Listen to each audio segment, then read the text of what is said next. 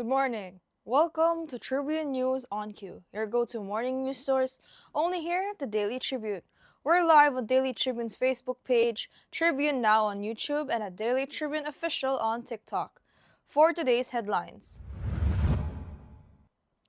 Reform advocates urge President Ferdinand Marcos Jr. to certify the anti-dynasty bill and other key measures as urgent, not just label them as priorities. A salon has questioned the alleged verbal agreement that sealed the Social Security system's purchase of 143,424 rolls of toilet paper worth 13.195 million pesos at 92 pesos per roll. The Department of Human Settlements and Urban Development is fast-tracking its digital transformation program to strengthen transparency, curb corruption, and boost efficiency in housing and land use regulation. Governor Daniel R. Fernando is taking a hands-on approach to Bulacan's flooding problem. Under Executive Order 16B Series of 2025, he has ordered a full review of all flood control projects, including ongoing and completed works from the past 2 years. The Department of Environment and National Resources filed a criminal case against Mont Property Group over the Monterrazas residential project for alleged violations of forestry and environmental laws. The BSP and SEC strengthened data protection and oversight for Filipinos investing in the Personal Equity and Retirement Account Program. Anthony Catuning Taberna and family held a Thanksgiving merienda, celebrating their business milestones, using the intimate gathering to thank supporters and address recent controversies surrounding misinformation and public scrutiny. The 2025 Southeast Asian Games officially opened Wednesday in Thailand, and the Philippines is off to a strong start with 13 medals, including golds in Taekwondo and swimming.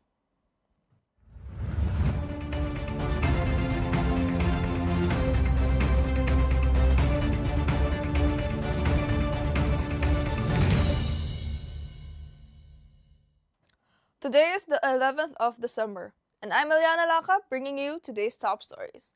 Let's kick things off with today's weather.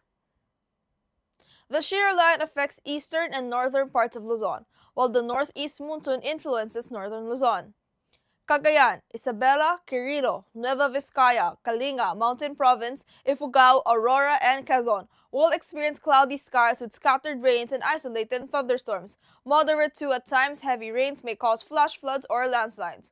Batanes, Apayao, Abra, and Ilocos Norte will have cloudy skies with rain, with possible flash floods or landslides. The rest of Ilocos Region and Cordillera Administrative Region will see partly cloudy to cloudy skies with isolated rains and no significant impact. Metro Manila and the rest of the country will have partly cloudy to cloudy skies with isolated rain showers or thunderstorms. Severe thunderstorms may cause flash floods or landslides. Residents are advised to stay alert and follow local advisories. Now for our traffic update. Light traffic is reported at Balintawak Toll Plaza, Bukawe Toll Plaza, and San Fernando northbound and southbound lanes. Approaching Mindanao Toll Plaza, motorists may encounter an approximate 8 to 9 vehicle queue.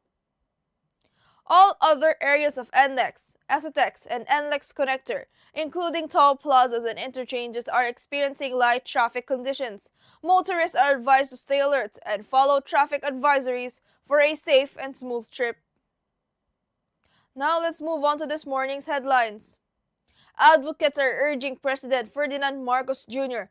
to certify the anti-dynasty bill and other priority measures as urgent, warning that Congress cannot fast-track them with only 6 session days left.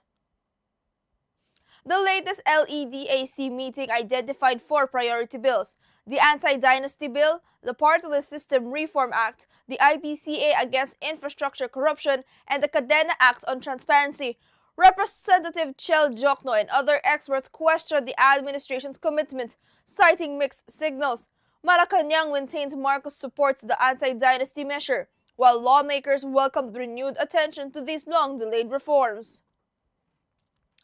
A salon questioned the Social Security system's alleged verbal agreement to buy 143,424 rolls of toilet paper worth 13.195 million pesos at 92 pesos per roll, far above the usual 10 to 50 peso market price.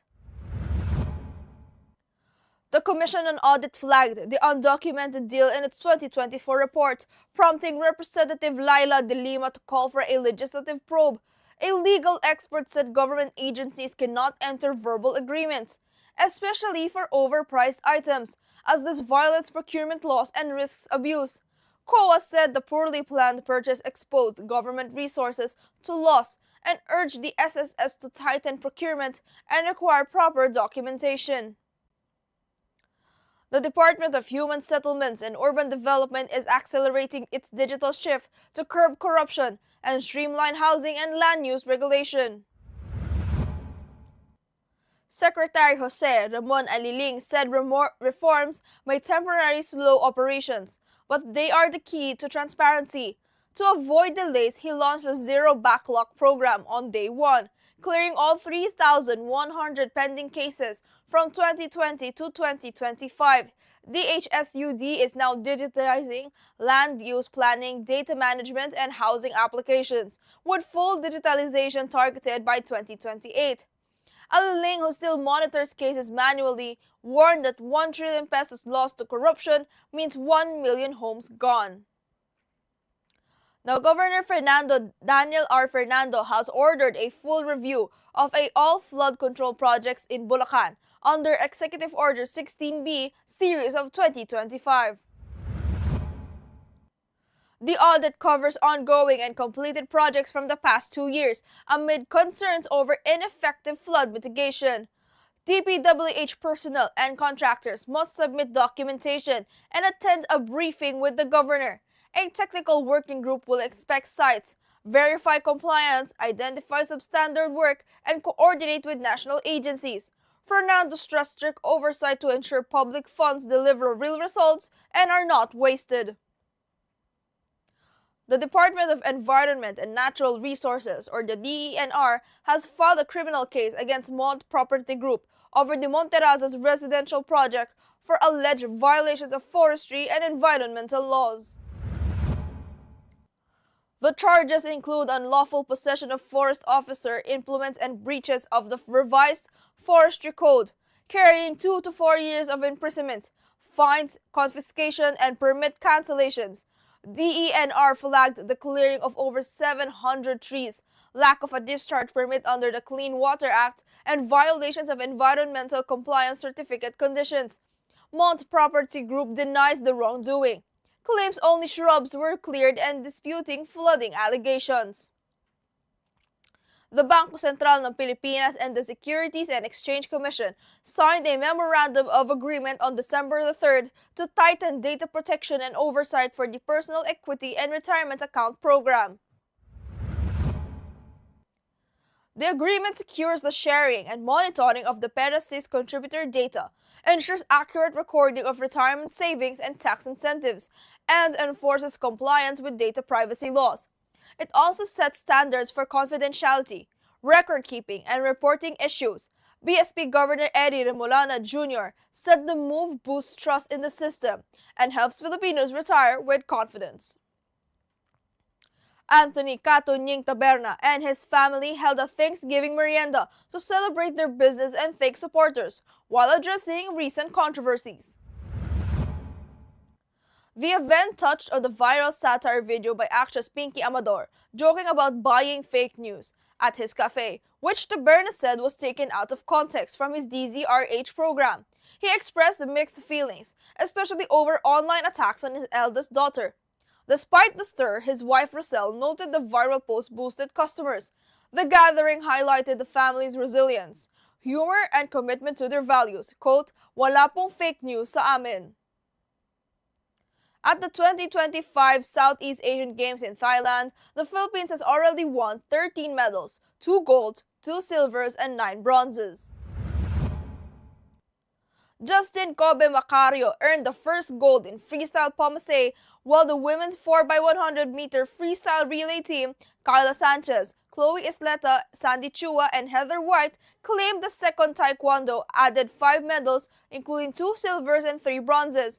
Other podium finishes came from mountain biking, swimming, sepak takraw, hockey 5S, chess, and men's jiu-jitsu, reflecting a strong start across multiple sports for Team Philippines. Now a quick look at today's horoscope. Today calls for balance and self-reflection, Capricorn. You have the power to be forthright and receptive, with plans in hand while staying adaptable. In your personal and professional life, memories from your past or lessons learned may resurface. Use this time to polish old experiences and refresh your perspective. Focus on objectivity and maintaining balance, avoiding self-doubt or hesitation. Opportunities for clarity, personal growth, and renewed confidence are strong today. Staying grounded and balanced will help you move forward with purpose and poise. Now, Katribu, did you know that on this day, December 11th of 1936, Edward VIII became the first English monarch to voluntarily abdicate the throne? Edward chose to step down after the British government, the public, and the Church of England opposed his intention to marry American divorcee Wallis Warfield Simpson. He explained in a BBC radio address that he could not fulfill his royal duties without her support. His abdication ended his brief reign of less than a year, and his younger brother became King George VI. Edward later married Wallis in 1937, living mainly in France until his death in 1972. Now for today's viral story, James Charles joins the Darren Espanto Maui Waui trend, with his video racking up 14.9 million views and 2 million likes. Netizens have noticed how similar their singing voices sounded, making it hard to tell if James was actually singing or if it was Darren. He even wore the same outfit as a nod to Darren's stage look. And that's all for now, mga katribu. Join us again at 1 o'clock p.m. for more updates. This has been Eliana Lacap for Tribune News on Q.